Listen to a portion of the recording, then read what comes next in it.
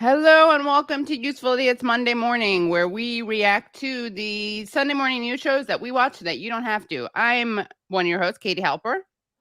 I'm Aaron Maté. Good Monday morning, everybody. And let's start the week off with a like. Let's like the stream Yes. to beat the algorithm, beat the suppression that doesn't want you to hear us masterfully debunk and make fun of all these Sunday news shows. So give us a like and a share.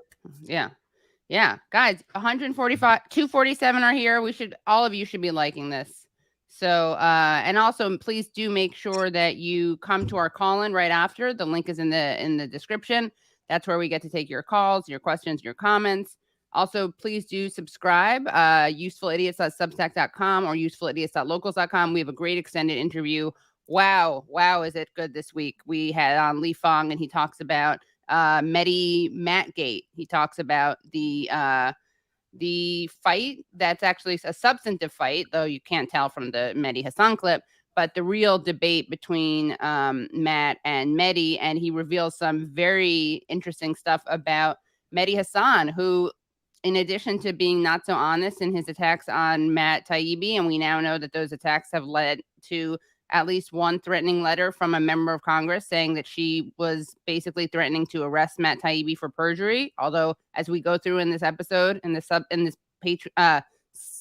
Substack only or Locals only episode, we go through the fact that Mehdi is wrong and Matt did not get it wrong, much less commit plagiarism. So spoiler alert, yeah. Matt Taibbi should not be going to prison. That's the TLDR. Matt Taibbi should not be in prison. That's right. And if you want to know why he shouldn't be going in prison, and also if you want to hear me read some of Mehdi's plagiarized writing, join the Substack at usefulidiots.substack.com or the Locals, usefulidiots.locals.com. But seriously, it's pretty stunning, some of the plagiarism that went on. You kind of do plagiarism story time. I do plagiarism story time. Yeah. We should have that that should be a thing. We could have some Alan Dershowitz. Sure. Yeah. Yeah. That would be a very good segment. Yeah. All right. Well, let's get to where we always start off with the Chuckster, giving us some breaking news about the election chances of both frontrunners, Joe Biden and Donald Trump, who also happen to be the candidates in 2020. It looks like they're running again. And let's hear what Americans think about that prospect. Good Sunday morning. Good Sunday morning. Americans are seething at their political leaders and at each other. That's according to a brand new NBC News poll we are releasing right now. They're dissatisfied with what seems to be inevitable, a 2024 rematch between Joe Biden and Donald Trump. Okay, just quickly. So he's saying, first of all, he looks kind of excited by the fact that Americans are seething, right? And his whole shtick here is he's commenting on the fact that Americans don't want Biden and Trump to be the candidates once again, the nominees once again, right? And he's saying it's inevitable, but it's such a self-fulfilling prophecy, right? Part of the reason this is inevitable is because the media won't have on the other people who are running in, at least on the Democratic side. In fact, and on the Republican side, they're constantly talking about Trump constantly. Right. So on the On the Republican side, they're constantly talking about Trump. They help elevate him. They help basically do great PR for him by not only talking about him all the time, but also attacking him, which then for the wrong things, right? Which makes him that much more popular because he gets to look like this martyr. But let's actually show. We've talked about this before. How the Democrats who are challenging Biden get absolutely no attention whatsoever. We have Marianne Williamson has obviously already entered the race, and more recently, Robert Kennedy Jr. entered the race. Let's look at this tweet, though, that captures some interesting tendencies among the mainstream media, the same mainstream media that blacks out Marianne Williamson and Bobby Kennedy on shows like this, because, again, Marianne Williamson has only been on one of these shows, which was on this week on ABC. She hasn't been on any of these other ones, and I don't even think they announced the fact that she ran, much less the more recent edition of Bobby Kennedy. But let's take a look at this tweet that I wrote, but it captures something interesting. Okay, so can you zoom in on that, Wilson? Reuters writes an article. This is from last week. Reuters writes an article called Factbox 2024 U.S. presidential election. Who is in, who is out, and who is still thinking about it. It names 13 people. omits Marianne Williamson, who announced on March 4th, and puts Robert F. Kennedy Jr.'s name in smaller and non-bold font. Please correct. So let's go, just click on the... Okay, so no Marianne Williamson among the 13 people. Okay, and click on the next thing. And here, you see Aaron and everyone watching, you see how those names, Bobby Kennedy is a smaller font and it's not bold. It's like they have different ways. They can either just omit you entirely, or maybe they will just make your name look less large and less substantive and have less gravitas. So this is what we're dealing with. This is part of why it's inevitable. That's bold font erasure right there. It is. It's bold font erasure. Yeah. It's and by the way, you guys probably know this, but the Democrats announced that Biden is going to run and that they're not going to, of course, be hosting any debates. Because why would they have to host a debate? I heard that. So that's true. They're not actually hosting any debates. Yeah. Wow.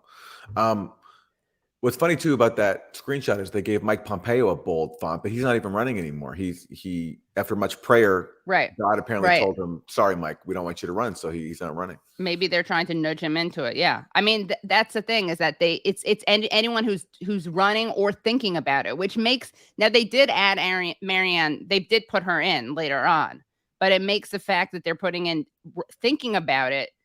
The fact that they would then omit people who actually are doing it is just that much ridiculous. That's much more ridiculous. Yeah. Yeah. And all the more so when we hear about what the people really think about their front runners' election chances. So let's go back to the Chuckster. As Biden prepares to formally announce his campaign for a second term early this week, just 1 in 4 Americans believe he should run for re-election. 70% say he shouldn't run. By the way,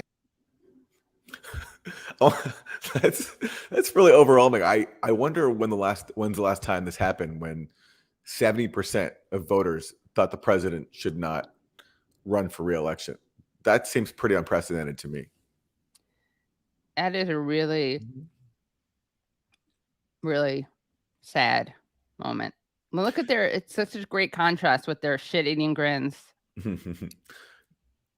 Only 35% believe Donald Trump should run again. 60% say no. Also, isn't it kind of stunning that more people think Trump should run than Biden? That is pretty stunning. And if you're the Biden administration, you can't be looking at that and feeling too good. No. Only 5% of Americans actually want both of these gentlemen to run. And let me show you even more of this poll. 53% of 2020 Biden voters say he shouldn't run. 64% of Democrats who voted for Sanders or Warren in the 2020 primaries think he shouldn't run. And 76% of voters under 35 think he shouldn't run. And what's the top concern for that? We asked voters. We didn't prompt them. We said, why don't you think he should run? Well, these were the responses. It almost is all about his age and his ability to do the job. Again, these are among Democratic. I mean, it's interesting that ineffective is in there, too. Yeah.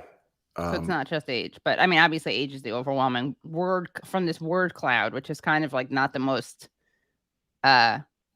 systemic analysis. I would humbly add that, or suggest that he also fueled a proxy war in Ukraine, which threatened, increased the threat of global extinction. Right. I don't know. That's my proposal. Interesting. Also, another one is not keep promises. Interesting. But yeah, a lot of them are about age. Okay. Let's keep going. Primary voters.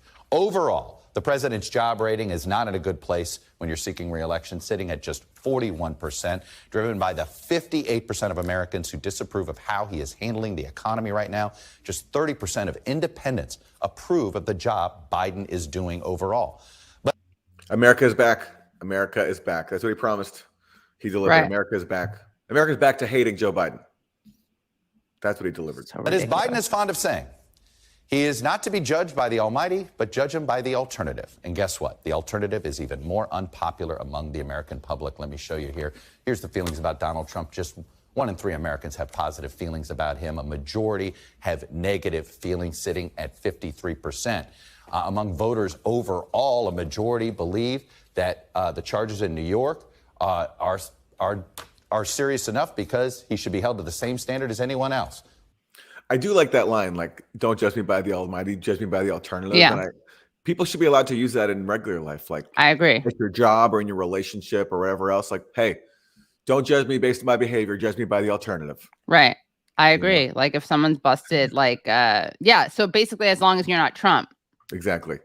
Like you get caught cheating, you get caught stealing on the job, you get caught cheating in a relationship. You're like, well, don't judge me by the almighty. Judge me by the alternative. Yeah, it's pretty good. Think about your other options. Yeah. And make a decision based on that. Right. Pretty much the message. 43% believe he's being unfairly targeted. And that's approximately the number that seems to stick behind Donald Trump on almost anything. And among Republican voters, it appears that the New York indictment only galvanized his support. We asked them whether... Shocker. Who could have predicted that? I know. Who could have predicted that one? These charges were politically motivated attack, and it means they've got to stand behind Donald Trump, or do these charges indicate that he's got a lot of distractions in his way and that it's important to nominate somebody else who can focus on beating Joe Biden? Well, as you can see here, it's no contest.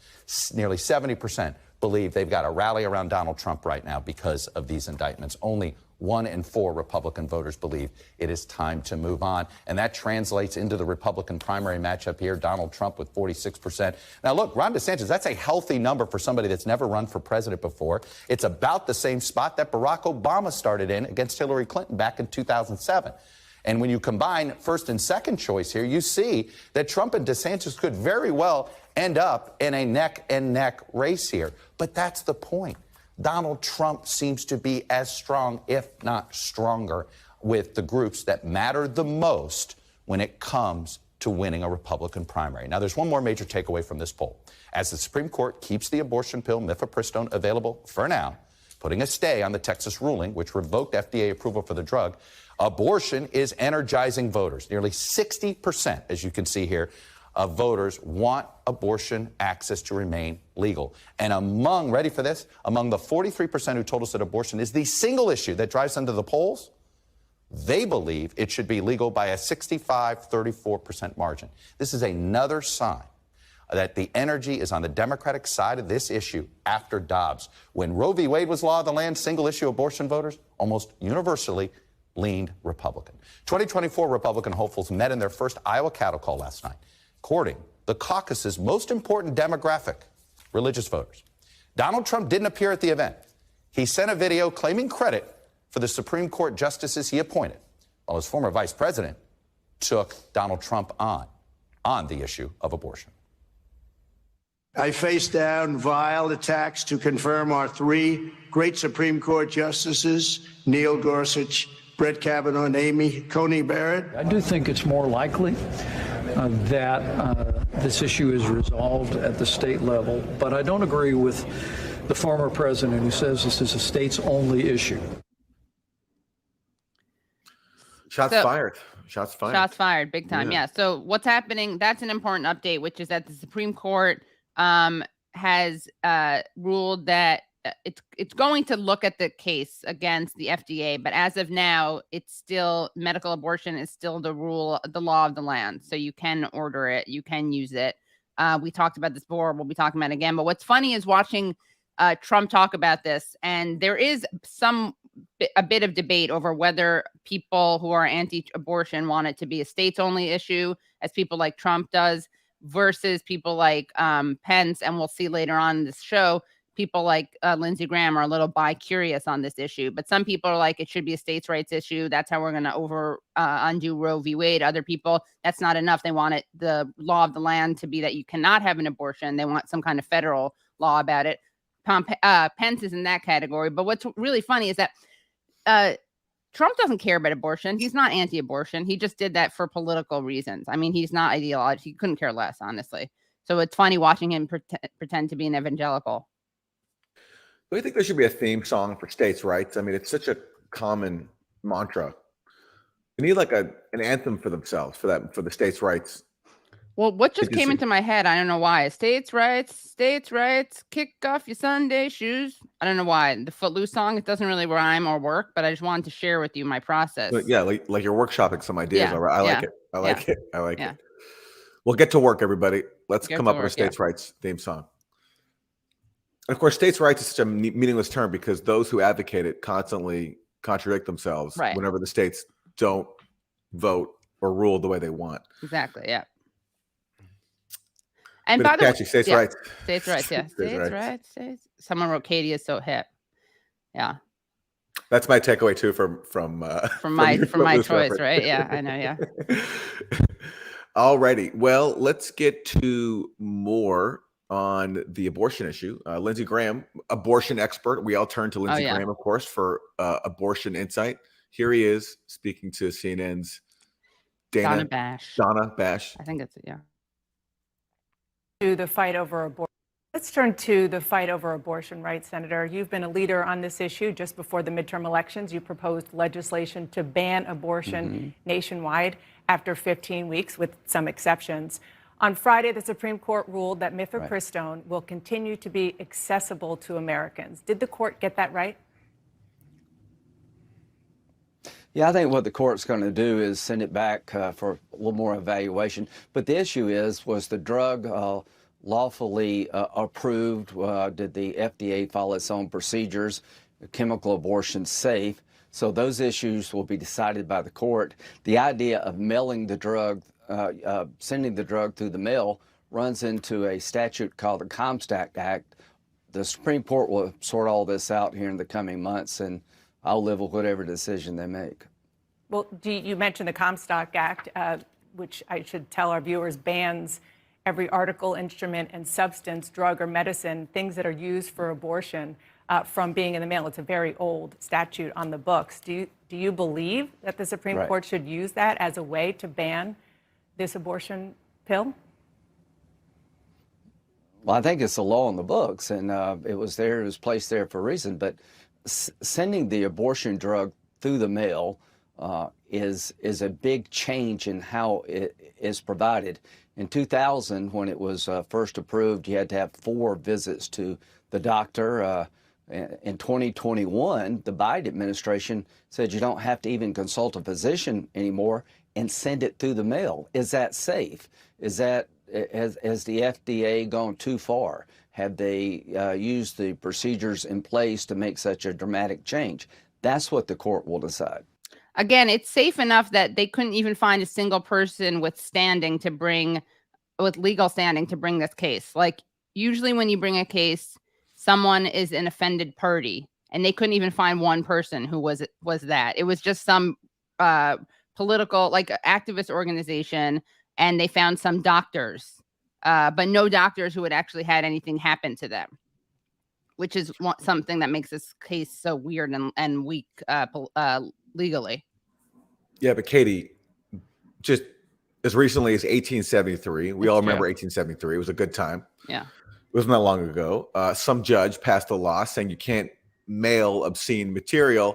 Right. Hence, you can't use this medically approved abortion pill that's been on the market for 20 years. Yes. 20 years of this medication and 100 plus years since 1873.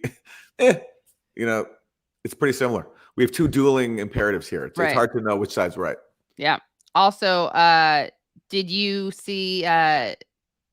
Also, I love the way that they pretend this is a safety and health of women. That's their concern. This is safer than Viagra in terms of medical complications. Yeah. Okay. Let's hear more from Lindsey. That's a great screenshot of Lindsey, by the way. Yeah. Former President Donald Trump's campaign said this week that the Supreme Court got it right when they ruled abortion was a state issue. But here's what former Vice President Mike Pence said yesterday in Iowa. I don't agree with the former president who says this is a states-only issue. I mean, we've been given a new beginning for life in this country. I think we have an opportunity to advance the sanctity of life, move it ever closer to the center of American law. Senator, I've heard you say both on this issue, that it is a state issue, but now you do support a federal ban. So who's right here? Right. Well, I've been supporting a limit on late-term abortions for. So this is like the second time in this interview he's totally dodging the question, by the way. He's asked a question, a very simple question, and he won't answer it. Since 2015. I had a Let bill. me just rewind this because this is. Well, I've been supporting a limit on late-term abortions since 2015. Which is, by the way, this is not a talking point. What is it? Like a false. This doesn't happen. Like late-term abortion is a PR term. It's not an actual thing that happens. I'll a straw man. It's a straw man, exactly. Okay. I had a bill to limit abortions at 20 weeks with exceptions for rape, incest, life of the mother. 70% of Americans support limiting abortion when the unborn child can feel pain. 50 of 53 European nations limit abortion at 15 weeks. My question or less. is it a federal issue or state? Okay, I just want to talk about one of the things he's talking about. So he loves to cite European nations to make it seem like the United States is an outlier. Part of the reason that European nations, the default is not allowing later is because everyone gets them early. So it's not really an issue.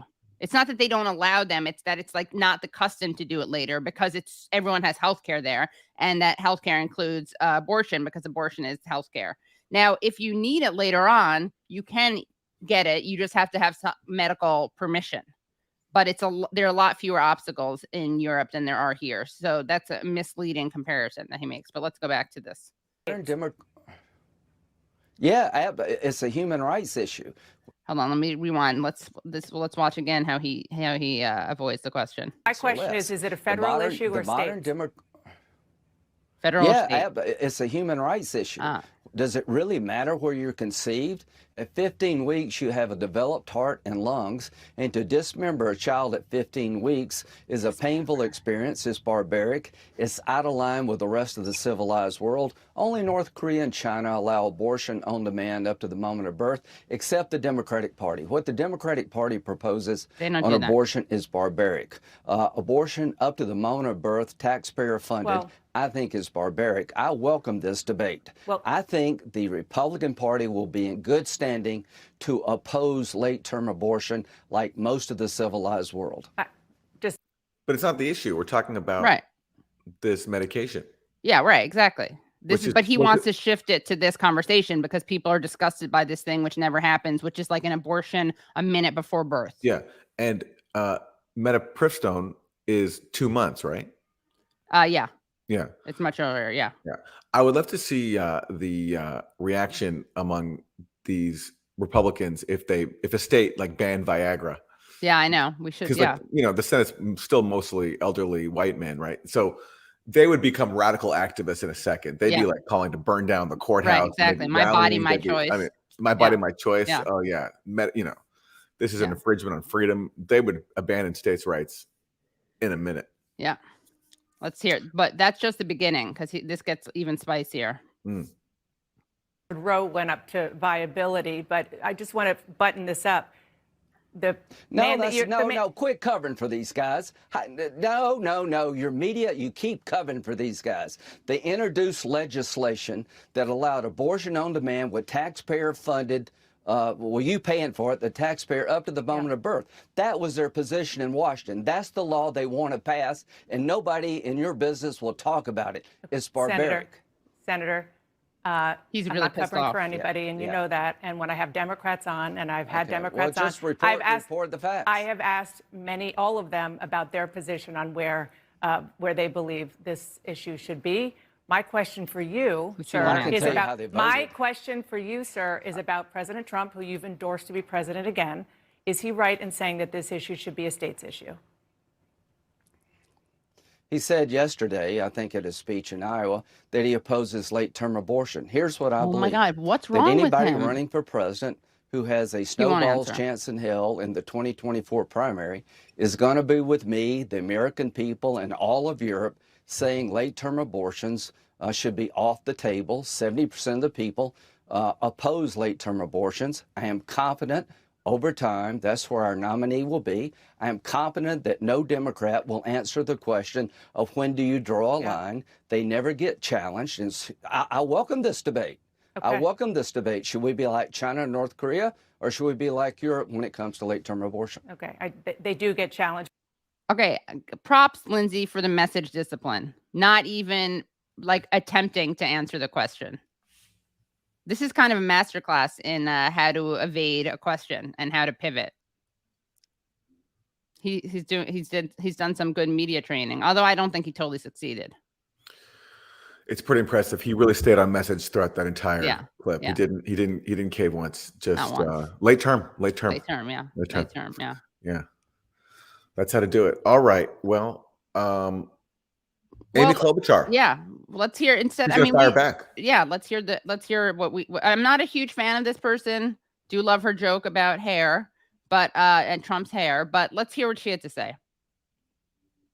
Give you a chance to respond to what you just heard from your colleague, Senator Graham. He said Democrats are pushing to allow abortion up to the point of birth. Is that your position? No, it is not. I think Senator Graham knows where the American people are on this. They are with Democratic leaders, and the people of this country believe that the women of this country should be able to make their own decisions about their health care, and not politicians, and they don't want Ted Cruz in the waiting room. So what does this mean? What just happened? Well, the Supreme Court correctly decided the case and basically said women of this country, you can still get the medication abortion drug that has been deemed safe for over 20 years after a 4-year review. Yet it was 3 Trump-appointed judges that basically tried to put their beliefs over the American Medical Association and the doctors of this country. That's what this case is about. And I think what you see when Senator Graham is bringing up bills from the Comstock Act, that is literally passed, Dana, in 1873. That is 10 years before the Yellowstone prequel, okay? That is at a time when health care, when you were treated for pneumonia through bloodletting. It is back in the ages of the Pony Express. The American people do not want to go backwards. And what I heard today is that Republican leaders in Washington aren't backing down on their opposition to reproductive freedom. They are doubling down. President Biden has resisted taking more aggressive actions on abortion that you and your fellow Democrats in Congress have called for, like declaring a public health emergency for reproductive rights, providing abortion services on federal land, covering costs for people to travel outside their home states to get an abortion. Do you think that he needs to use those powers that he has more aggressively to shore up abortion rights? I actually think the Biden administration has been quite aggressive. They just won a major case in front of the U.S. Supreme Court that's going to allow the women of this country to continue to access a safe drug. They took it on aggressively. They made excellent arguments, and they won. It now goes, of course, to the Fifth Circuit to a different panel of judges, and I think you're going to see the Justice Department at the helm leading the way to protect the women of this country. So the other proposals that you put out there after Roe was reversed that the Biden administration hasn't done, are you comfortable with that, or should they take more steps? Well, let me tell you what makes the most sense, and Joe Biden knows this, we know that. That's passing the Women's Protection Act, which is led in the Senate by Tammy Baldwin, Patty Murray, Dick Blumenthal. A number of us support it. It would codify Roe v. Wade into law. And unlike what Lindsey Graham was talking about there, it simply codifies Roe v. Wade into law. And that has worked for years, and that is the way to go. So you don't have a patchwork of laws in this country with women in Texas having to take a bus to Illinois or Minnesota just to access reproductive health care. By the way, this is something I meant to mention earlier, which is that she mentions the codifying Roe v. Wade, which is, of course, something that Obama did not do, despite promising he would do it. And this speaks to the issue that we saw brought up by Chuck Todd about how now the people who are really coming out to vote are not the anti-abortion people on this issue, but the pro-abortion people, because now that Roe v. Wade is no longer the law of the land, people are afraid of it, which kind of gives us a hint as to why maybe they didn't do everything they could to codify Roe v. Wade, because abortion now is something that they can get people to leave the house to vote over. It's very cynical. It's very cynical, but it makes sense that this was maybe that they realized this, that even that if Democrats didn't act, it would actually help them at the ballot box, because then they could say, vote for us again, or else things could get even worse. You have to respect it. You have to respect the game. Very cynical. The player, if not the game. Well, listen, exactly. if you are upset seeing such great people as Amy Klobuchar and Lindsey Graham fight, I want to show a picture to you to cheer you up. Wilson, I sent this to you. This is in a place called Ukraine, where despite their differences at home over the issue of abortion, people like Amy Klobuchar and Lindsey Graham can come together in support of a proxy war. And back in 2017, they even visited the front lines of Ukraine back before Russia invaded. Look at this. Here they are together. That Zoom in is on this, beautiful. Wilson. Look at that picture. There's John McCain, and then to his right is Amy Klobuchar. And right over there is Lindsey Graham. Here they are together on the front lines of Ukraine back in 2017, urging Ukrainians to keep shelling other Ukrainians in the east of Ukraine, in the Donbass, which, as we all know, led to the outright invasion that we saw by Russia in 2022. So, and shout out to Amy, because look at her. She's wearing the colors. No one else she's wearing is. the colors. That's right. Yeah. Yeah. And look at them together, coming together, despite their differences at home on abortion. Look how united they are on the front lines of a proxy war back in 2017. So they were really early on this. Look at how happy Lindsey Graham is in the midst of warfare. So happy. So happy. Yeah. Yeah. Yeah. And I'm sure, I mean, odds are there's at least a couple of Nazis in there too. So, you know, they've really, this is an example of how, despite our differences at home, we can all come together abroad. Right. Yeah. If there's a Nazi in there, I'm not saying she is a Nazi, but someone who would do well as a Nazi, because she's got the coloring mastered, is the woman all the way on the left side of the photo. Just saying. Well, you know, hey. I'm not saying she is. I'm just saying she'd be able to use her hair coloring effectively. All righty. So moving on. Remember the whole Pentagon leaks thing, which showed, for example, that the Biden administration was lying to us about the war in Ukraine, telling us that Ukraine can achieve success while privately admitting that pretty much the war is at a stalemate, which we've known and we've talked about for a long time, but the Biden administration never publicly admitted. Well, again, nobody on these Sunday shows cares about the contents of the leaks, but they do want to know about how to prevent leaks like this from happening, because when leaks like this happen, it undermines all the propaganda that they put out every single week. AKA it reveals that they're lying. Exactly. When they, by the way, managed to talk about the proxy war in Ukraine, which isn't a regular thing anymore. It's kind of like, old news. Anyway, here is Senate Intel Chair Mark Warner.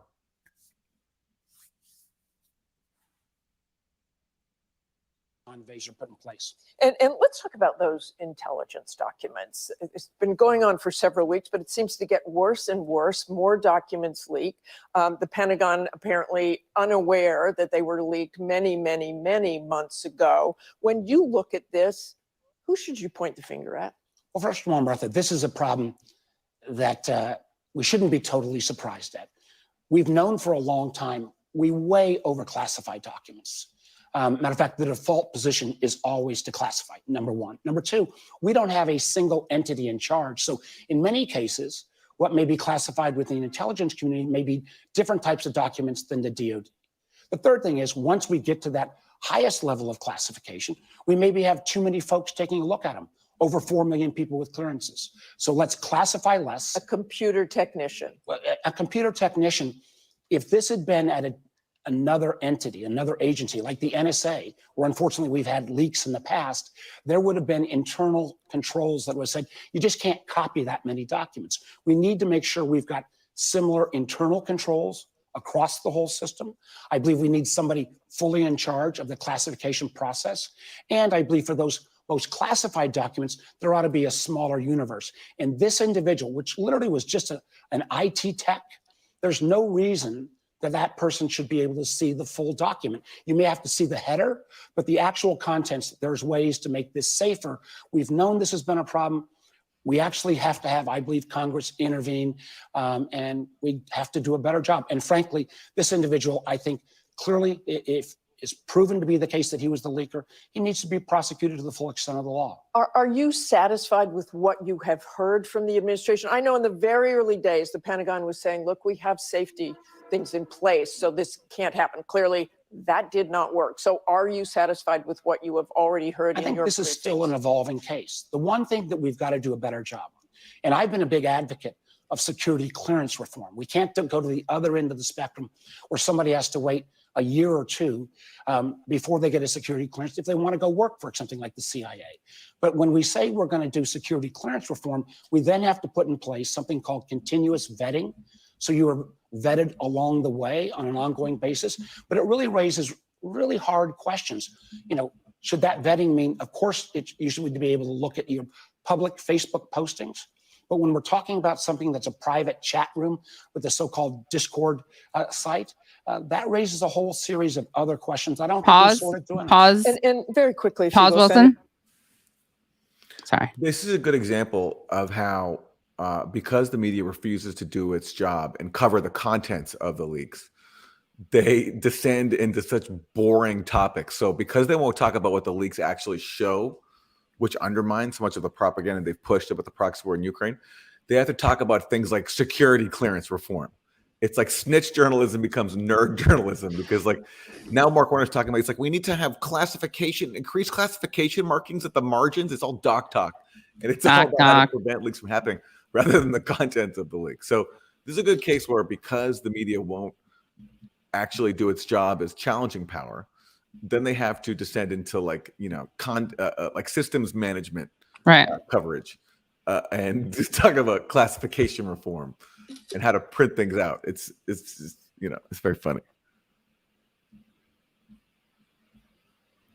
Well, thank you, Mark Warner, for your service on the leaks. Yes. And again, it's like, and her question, like Martha Raddatz's questions are all like, are you happy with the administration's explanation so far? Right. Again, nothing about what these things actually say. The content. Yeah. Nothing. Yeah. It's really quite ridiculous. Okay. Who we up next? Chris Coons, Delaware Senator Chris Coons, Mr. Big Pharma. Guys, this guy is so bad on Big Pharma that he voted with, I actually have it. I just took a screenshot because when I was okay. This guy, Chris Coons, Delaware Senator, he when Bernie and Amy Klobuchar put forward an amendment to allow pharmacists and distributors to import cheaper drugs from Canada and other countries, he, along with it was so common sense, right, that you even had 12 Republicans crossing the aisle to support it, including conservatives like Ted Cruz. Okay, Ted Cruz was on the right side of this issue. And Coons, though, joined 11 other Democrats who helped kill the measure, and it fell just 4 votes short of passing. So, and he's done this before. He's big pharma guy and also big credit card guy. So just bear that in mind as you're watching him. This is the kind of person we're dealing with. And what he's going to talk about here is some new developments in the whole Hunter Biden laptop story. So back in 2020, weeks before the election, a story came out in the New York Post based on leaked emails from Hunter Biden's laptop showing that Hunter Biden was trading on his family name for business opportunities. Pretty standard Washington corruption. And the story got censored after some former intelligence officials came out and said that really all this was a Russian plot. This was a Russian smear campaign. This was Russian disinformation. Of course, that was a lie. That was obvious at the time. That was just a classic Russiagate playbook of trying to invoke the Russia boogeyman to bury factual disclosures about corruption and embarrassing leaks about Democrats. But this week, we learned something even more damning, that not only was this a lie, but this was a lie that came at the behest of the Biden campaign. Because Tony Blinken, when he was back on the Biden campaign, called up Mike Morrell, who was a former deputy director of the CIA, and told him about this laptop story. And basically, with a wink, wink, and nudge, nudge, that prompted Morrell, as he admitted, to write this statement. And Morrell said, I would not have written the statement had Blinken not called me. So this is new evidence that this was simply a Russiagate smear campaign to undermine reporting on these Hunter Biden leaks, which embarrassed Joe Biden. And now there are more questions about it. And surprisingly, I wasn't sure that the Sunday shows will cover it because, of course, they all parroted this lie. Right. But they did here by asking Chris Coons about it.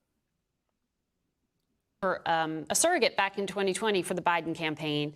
And in the final weeks right before the election, there was that New York Post story about damaging information found on Hunter Biden's laptop. And then days later, 51 officials wrote a letter warning it had the earmarks of a Russian information operation. Fast forward to last week, House Republicans released portions of a transcript suggesting it was a call between then Biden advisor Antony Blinken and former CIA Deputy Director Mike Morrell that, quote, set in motion the events that led to the statement they released. Democrats say they have portions of the transcript showing no request was made to write a letter. It was just a call for advice. So do you? There is a part where Mike Morrell is asked, did Antony Blinken ask you to write the letter? And Morrell says, in my memory, no. He cites his memory twice. All right. So let's assume that his memory, quote unquote, is correct. You don't need to have a specific request to understand what is being asked of you. If Blinken calls you and says, hey, there's this laptop story, it's being investigated as potential Russian influence campaign. What do you think? And then Morrell goes and writes this letter and says, I wrote the letter to help Biden. That's what he said. And then he also testified that the Biden campaign called him and thanked him. It's pretty obvious that he was doing what the Biden campaign wanted them to do, whether Blinken actually made the request or not. Right. Do you recall what happened with the campaign and the drafting of this letter? I don't have any either specific recollection, nor was I directly involved in that. But as you laid out there, Margaret, there's a big difference between the characterization by some House Republicans and the actual full transcript and what I believe actually happened there. Frankly, so far, all of this is full of sound and fury, signifying nothing. I don't think there's a there in terms of some malign coordination. I do think that it had the signature elements of a Russian influence campaign, and it was not inappropriate for national security officials, former national security officials. Elements are. And the signature elements is that there were leaks, factual leaks that embarrassed the Democratic candidate. Right. And so just like in 2016, when that happened, they blamed Russia and generated a conspiracy theory that Trump and Russia were in cahoots. The same thing happened in 2020, where more leaks came out that embarrassed the Democratic candidate. It's the same playbook. So they could say once again that this was a signature Russian operation. And of course, no one will ever, what's the evidence that this came from Russia? That question won't occur to Margaret Brennan or any other cable news host because they accept all these claims on faith. They never ask the question, what is the evidence? Right. Basically, the evidence is it's politically inconvenient for us. Exactly. At this point, a Russian influence effort. Officials, I'll hear it again. Former national security officials, to say this looks like, at this point, a Russian influence effort. Well, he's doubling down. Hey, I guess they feel confident they can keep invoking the monster under the bed, which is pretty much what this is. This is the equivalent of a kid fearing a monster under the bed, because no one ever challenges them on it. No one ever asks for evidence, and all these shows repeat it. But it's the exact same playbook 2 elections in a row.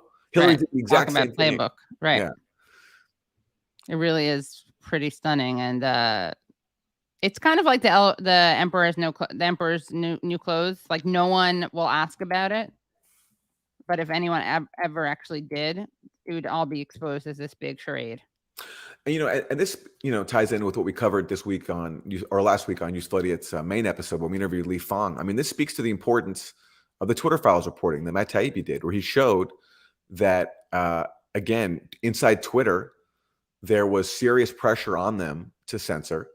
They had doubts that really this came from Russia. They had no evidence that this came from Russia, but they caved and censored reporting on the story because of pressure that they received. And the Twitter files helped confirm that.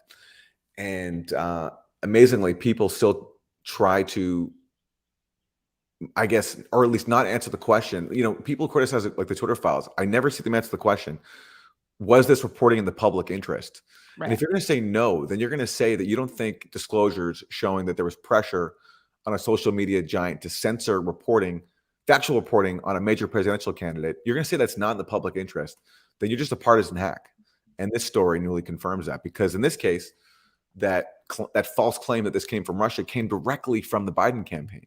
It wasn't just done to help them. It came directly from them. So this is partisan hackery at its finest. Right. But again, they're just going to say, well, luckily Biden was there to protect us from the Russian playbook. That's right. And what's the alternative? Right. What's the alternative? Yeah. Yeah.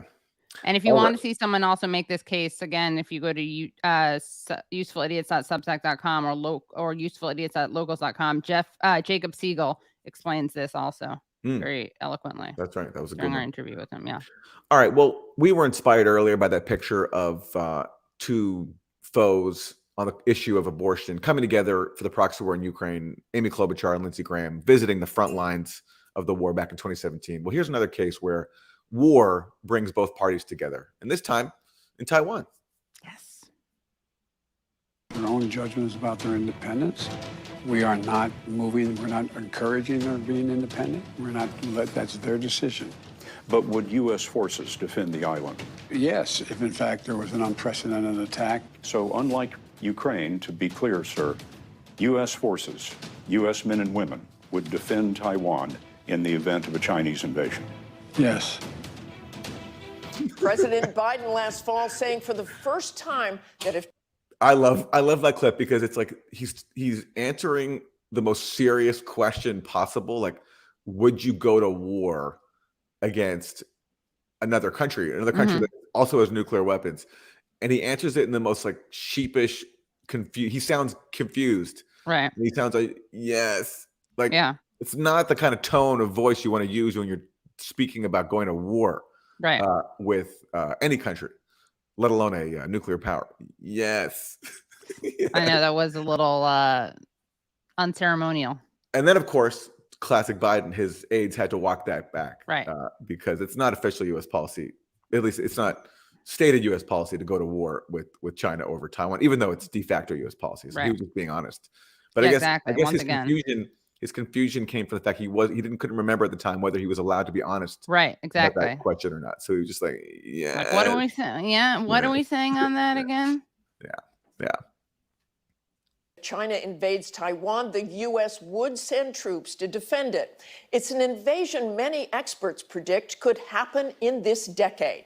We got a fascinating inside look this week at how members on the House China Committee are gaming out war scenarios. In the sky, on the sea, China staging combat exercises, a show of force, a warning that a potential blockade of Taiwan could be coming. The Chinese army even releasing this simulation of how they'd attack the nearby island, a self-governed democracy that China claims as its own territory. But on Capitol Hill this week, lawmakers staged their own simulation. Tonight is not about a desire for war. It's certainly not about playing frivolous games. It's about prevent war games. China committed. It's about prevent war games. I get it. That's a fun game. That's amazing. Prevent war games. Prevent war games. These aren't war games. These are prevent war games. These dorks acting out their fantasy of a war and feeling tough from like the congressional chamber have to, realize maybe how ridiculous they look. So they have to pretend as if they're trying to prevent. It's a prevent war game. Right. We're gaming out how to attack China so we can prevent war with China. It reminds me when I was a kid. I'm not sure if I've told this story before, but it really applies to so many political development stories. Where one time when I was in third grade, there was a rumor in the schoolyard that people were throwing rocks. We're not even sure if it was true. So me and my friends developed a group called the Rock Stoppers, where we gave each other code names, and we're like the aim of our group was to stop people from throwing rocks. And we started patrolling the yard, and we started doing it, and we couldn't find anybody throwing rocks. So we ourselves started gathering some rocks. Wow. And what we would do is we started gathering the rocks and kind of and started practicing throwing them. But the way we justified it to ourselves is that these were like defensive rocks. Right. Someone else threw wow. them. So the Rock Stoppers actually became the Rock Throwers. Rock Throwers. Yeah. Wow. Yeah. You know what? I don't know why. Because we had to justify our existence. Exactly. We were now a group, and group mentalities and have incentives to keep the group going and give yourself some purpose. So much like Congress, they're a group. They're not really focused on any real issues. They serve their donors. Their donors are the military-industrial complex. So they have to serve their purpose too, which is to actually generate war. So how do they justify it? They're the war stoppers. Right. But they're really the war throwers, the war starters. For some reason, it went into my head. Remember this game, Operation? Yep. I don't know why this came into my head, but when they're talking about war games, I immediately kind of thought of we're not engaging in war games. We're doing stop war games. Mm-hmm. It would be like if you played Operation and you're like, we're not playing Operation, we're playing Stop Operation. Mm-hmm. Mm-hmm. That poor guy in operation does not Poor look guy. very. He does not look very Yeah. well. Yeah. Yeah. Well, that's why they had to pretend that the goal of it was to stop the operation, not to actually operate. Let's go back to this clip. Is there We more both of went this? to the 1980s. Yeah, there's more. And Mike Gallagher and ranking member Raja Krishnamurthy set up the exercise with the Center for New American Security. This game is going to be a Chinese invasion of Taiwan set in.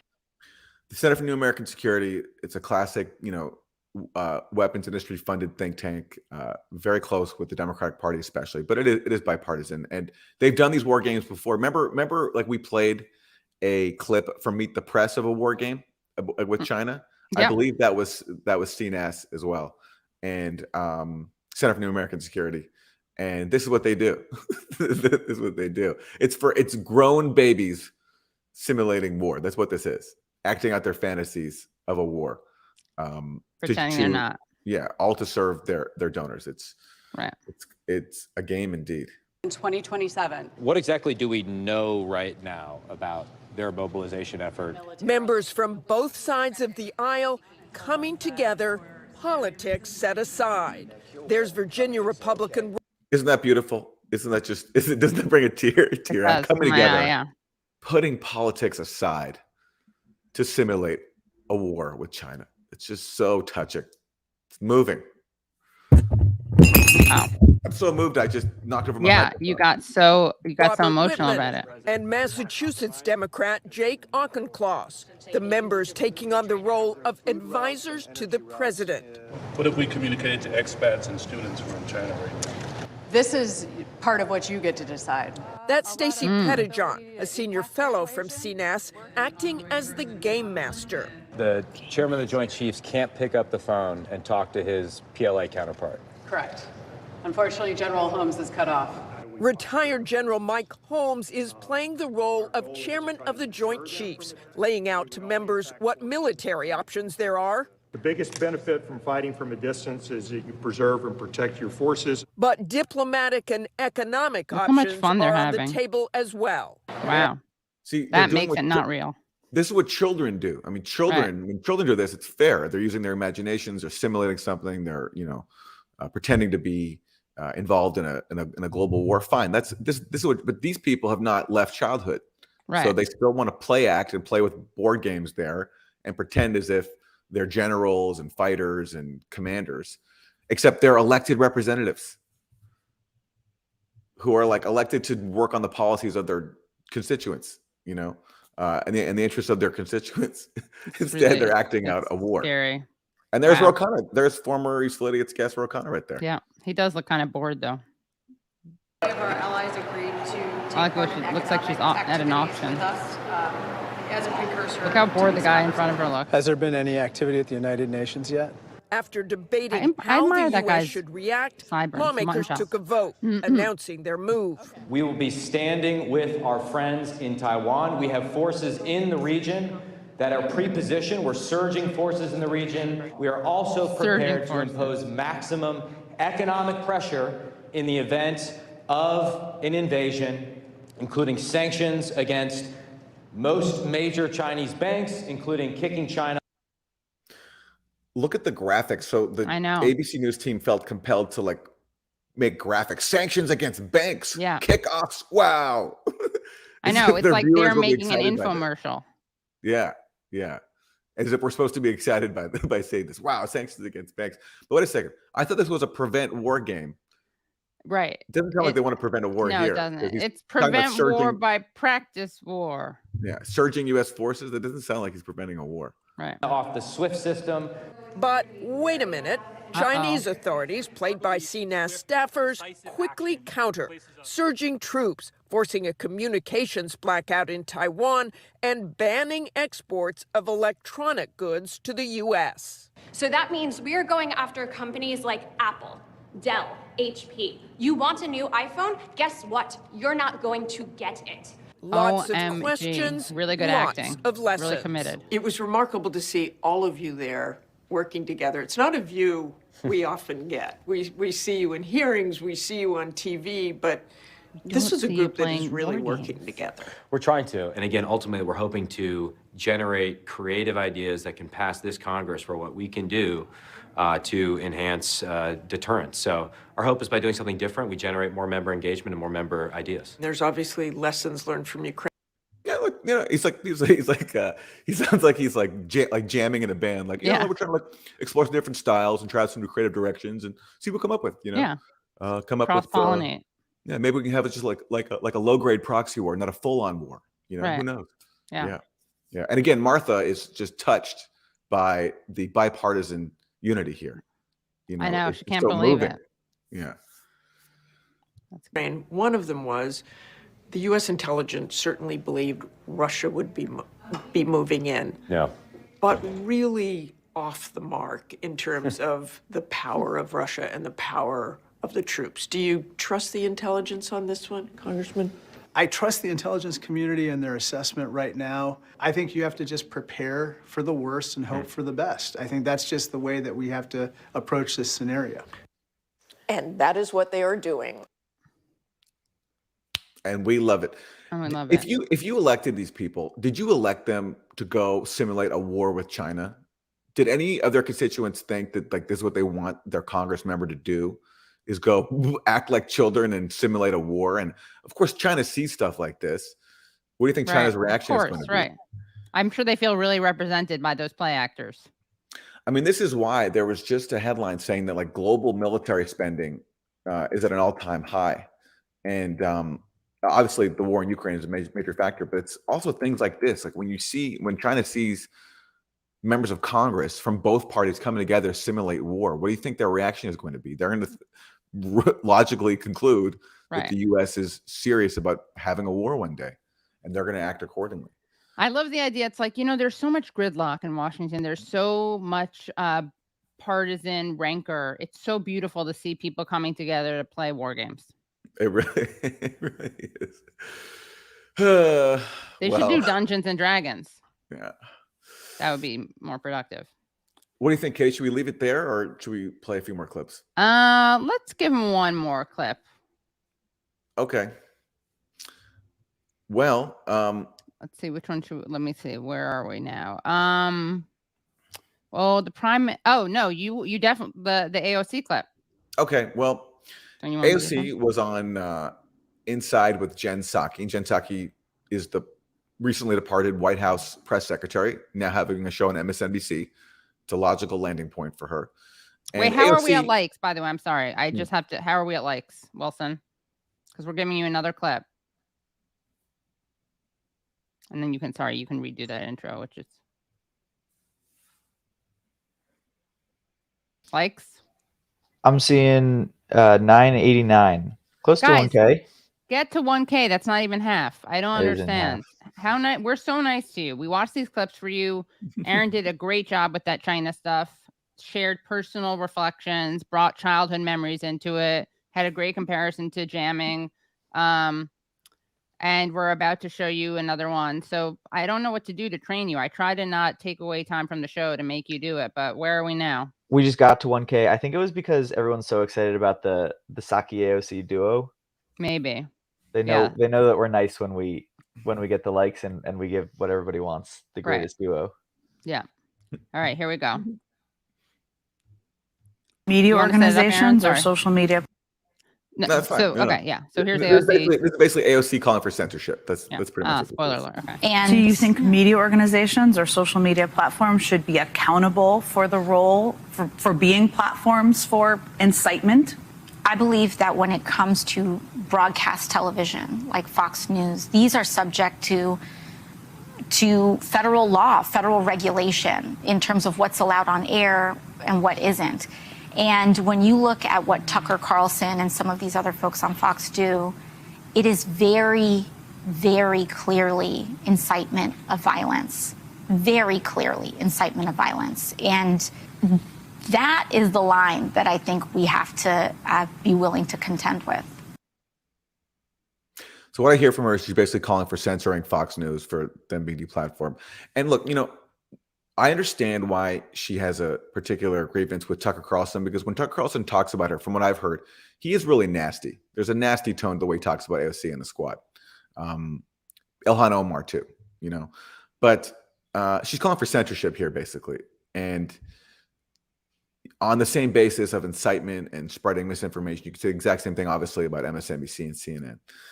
And I just think it's weird that this it's so easy now in the Democratic Party to advocate censorship, which is something, for all the rights that get trampled in the U.S. Free speech is a pretty consistent one that both parties have recognized. But now it's fair game to call for censoring your opponents. Yeah. I mean, it's not. I guess she's doing that. Sometimes she does deliver some word salads. She does, sure. So I'm sure if she gets accused of that, she'll probably say that's not what she's doing. But I think that probably is. She's definitely. We should analyze her using her language. It's extremely, extremely worrisome that it's very, very, very likely that It's true. I remember when she was asked about whether or not Julian Assange should be prosecuted and tortured in prison. She's like, there's a lot of issues and concerns, and she didn't give a direct answer. She was asked multiple times. Never. I'm not even sure what her. Although I think she signed that letter recently, calling for his release. So good for Democrats to finally come around on that. Rashida Tlaib sent that letter recently, calling for the freedom of Julian Assange. Yeah, go Rashida. That was great. Yeah, a little too late, but hey, better of late course, than never. but whatever. I mean, he's still alive, so it's still applicable. All right. Well, all righty. That brings us to the end of the show. Yeah. Come on down to the call-in. That's right. On the call-in app, we'll be starting our after party right now after this ends. And otherwise, come to usefulidiots.substack.com to get bonus content and to support us. And we'll see you next time. Great. Bye, everyone. Bye, everybody.